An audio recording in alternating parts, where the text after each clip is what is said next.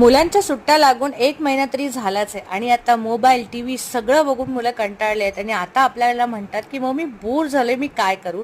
तर मला असंच वेदांतने म्हटलं, ते म्हटलं चल तुला एक काम देते आणि तुम्ही बघतच आहात ते काय काम आहे ते. त्याला म्हटलं तू मला कणिक मळून दे आणि मस्त त्याला सांगितली की कणिक कशा पद्धतीने मळायची. तर म्हणते सारखी चिपकते. मी म्हटलं हे असंच होत असतं, प्रत्येक काम सोपं नसतं, जे एवढं सोपं दिसतं तसं कधीच नसतं. ही गोष्ट त्याला नक्कीच कळलेली आहे. आणि मग त्याने व्यवस्थित कणिक मळली. मी तिथे उभी होती, त्याला सगळं इन्स्ट्रक्शन देत होती आणि मग त्याचं असं होतं की मम्मी आता मी रोज हे करणार, तर निदान दिवसातनं एकदा हा करतो. जेव्हा मूड असेल किंवा बोर जास्तच झाला असेल तर हे काम नक्की आपल्या मुलांना द्या. त्यांनाही कळतं की प्रत्येक काम हे एक सोप्या पद्धतीने नाही, तर प्रत्येक कामाची एक पद्धत असते आणि त्या पद्धतीनेच ते करावं लागते. जेवढं सोपं दिसतं तेवढं सोपं सगळ्याच गोष्टी असतातच असं नाही. तर हा आमचा कणकेचा गोळा छान मळून झालेला आहे आणि मग मस्त चपात्या केल्या.